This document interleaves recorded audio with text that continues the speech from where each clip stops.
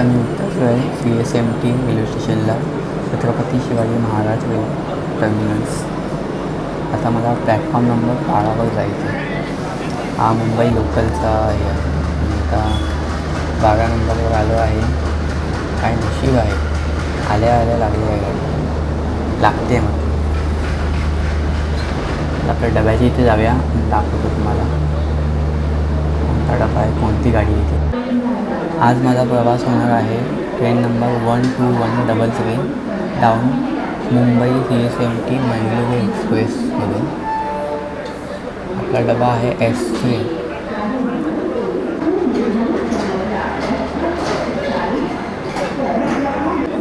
दरवाजे उघडले आहेत आता चढण्यासाठी. आता जाऊया आपल्या सीटवर, जाऊन झोपूयात. चला काका, आता लाईनीत जाऊयात.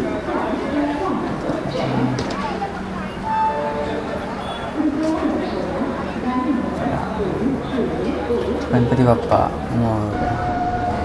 ट्रेन आपली निघाली आहे प्लॅटफॉर्म नंबर 12वरून मँगलोरच्या दिशेने. कुठे जाणार आहे, का जाणार आहे, कसं जाणार आहे, तुम्ही थंबनेलमध्ये बघितलं असेलच. प्लॅटफॉर्मवर निघालेत आहे आता छत्रपती शिवाजी महाराज टर्मिनल्सवरून. 6 मिनटं लेट आहे गाडी, पण ठीक आहे. कोकण रेल्वेमध्ये एवढं मॅनेजेबल आहेच. त्याला आता शहरामधून गावी जाऊयात, शहरी जेवणापासून. Good morning. आता आपली ट्रेन आहे कणकवली रेल्वे स्टेशनवरनं. चाकरमान्यांना सोडलं रेल्वे स्टेशनवर आणि आता आपण पुढचा प्रवास करूया. कणकवली रेल्वे स्टेशन आहे कोकण रेल्वेच्या पट्ट्यातलं महत्त्वाचं रेल्वे स्टेशन मानलं जातं. ह्यालासुद्धा आफ्टर रत्नागिरी. पिकअप पकडते गाडी कणकवली रेल्वे स्टेशनवरून. गाडी अर्धा पाऊण तास लेट आहे. ठीक आहे, कोकण रेल्वेमध्ये एवढं कॉमन आहे.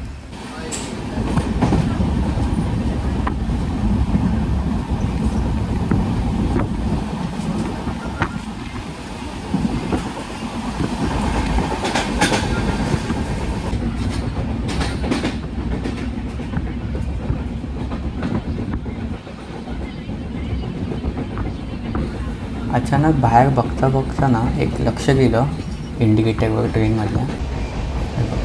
दिनांक बघा किती आहे.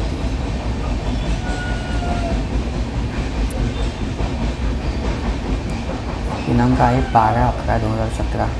त्यावेळेला घेऊन जावा टेक्नी बॅग.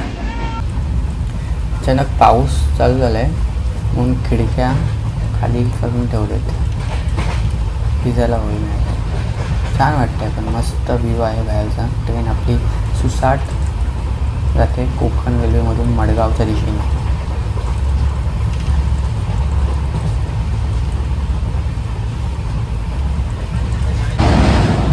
आता आपण क्रॉस करतो आहे आयकॉनिक असं मडगावची मांडवी नदी. ही खूप महत्त्वाची आहे. या मांडवी नदीच्या नावावरून एक ट्रेनसुद्धा चालते मडगाव ते छत्रपती शिवाजी महाराज टर्मिनल्स रोज. तिला फूड क्वीनसुद्धा म्हणतात.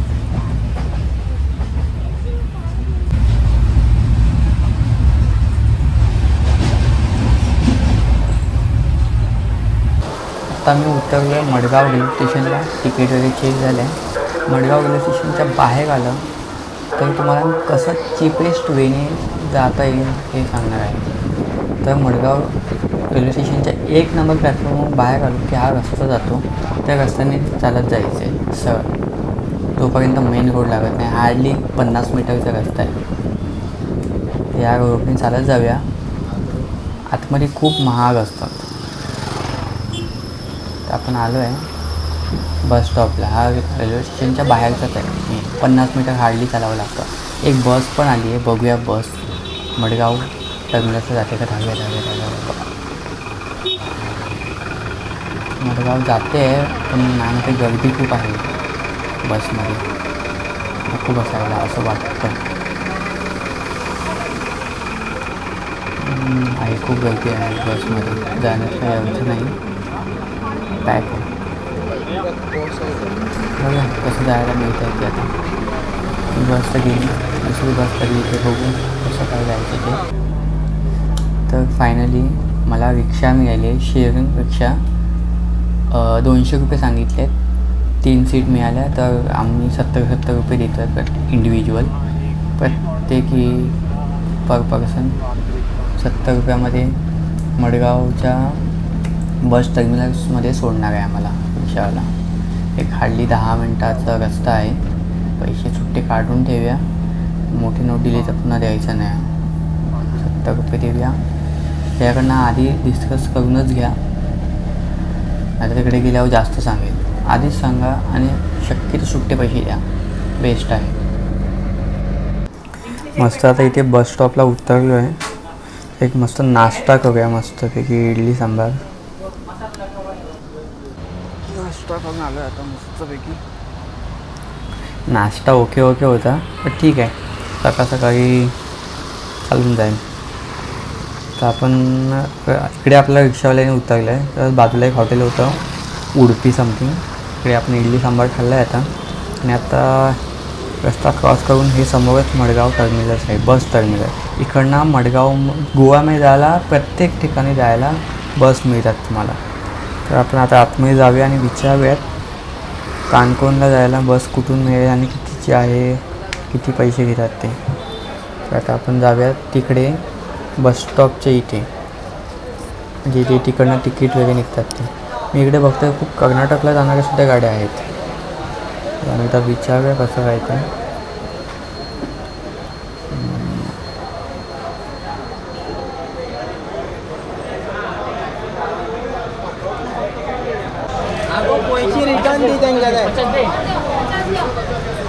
मला कॅनकोनाला जायचं आहे. कसं कानकोन उधर रहेगी, तिकीट निकालना पडेगा? नहीं बस में.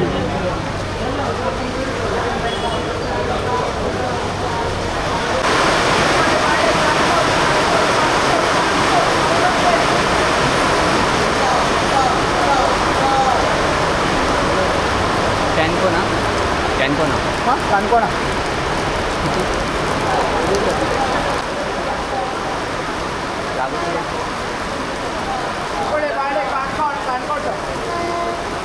ही आहे किती आहे? ही आहे. ही बस जाते, बसमध्ये बसूया. पाऊस खूप आहे, आलो बसमध्ये. कुठे बसू? सिनियर सिटीजनचे लेडीज आहे, इथे बसूया. पैसे काढून ठेवूया, किती लागतात बघू. 100ची नोट देतो. तर बस निघाली आहे, आपल्याला विंडो सीट भेटली आहे मस्तपैकी. आणि बसचे 40 रुपये घेतलेत फक्त कॅनकोन जाण्यासाठी. कॅनकोन हा साऊथ गोवाचा एक पार्ट आहे, गाव आहे.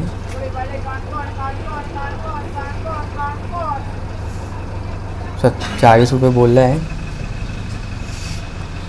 मध्ये मध्ये उतरत जातात. असा काहीसा व्ह्यू आहे. पाऊस तर आहे खूप बाहेर. थोडंसं मस्त ग्रीनरी अशी. आता साऊथ गोवा बेस्ट आहे पावसातून विजिट करण्यासाठी. बघू 30-40 किलोमीटर, 35 किलोमीटरचा डिस्टन्स आहे. 1.5 तास लागणार बोलला. तोपर्यंत आपण व्ह्यू बघत जाऊया. मस्त विंडो सीट पण भेटली आहे,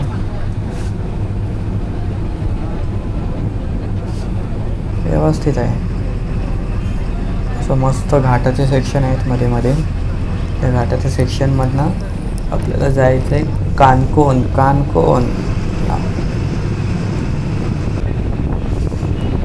पूर्ण जंगलात ना रस्ता आहे. आता ॲक्च्युली हा पनवेल कोची कन्याकुमारीचा एक्सप्रेस हायवे आहे.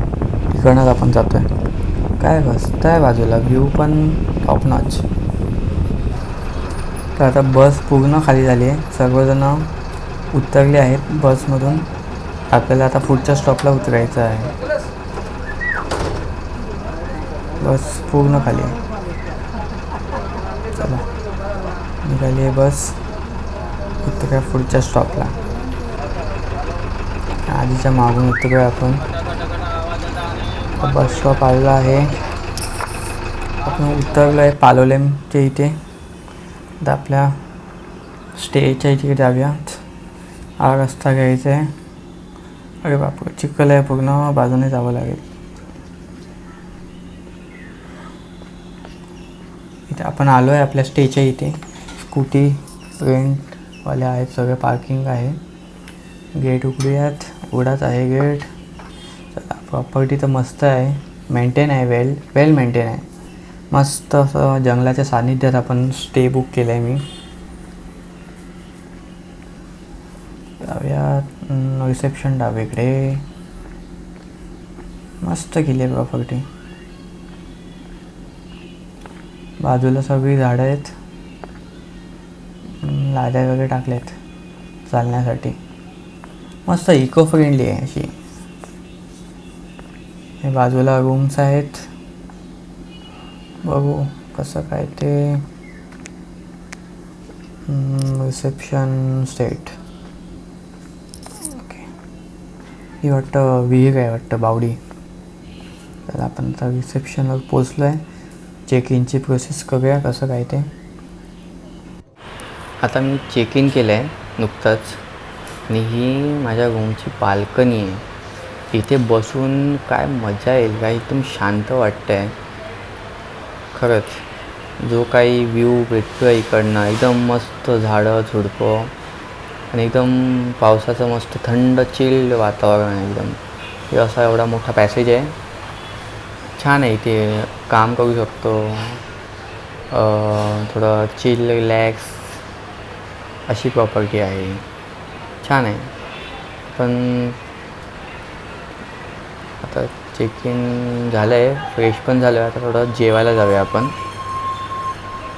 ही अशी बाल्कनी आहे, चला जेवायला. चेक इन वगैरे फ्रेश वगैरे झालं आहे. आता आपण जेवायलाच चालू करूया. जेवण घेतलं आहे गोवन थाली, बघूयात.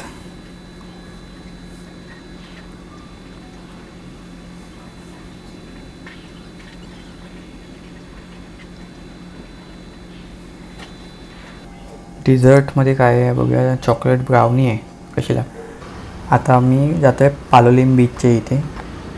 पालोलिमच्या बीचचा व्हिडिओ मी तुम्हाला पुढच्या व्हिडिओमध्ये दाखवतो.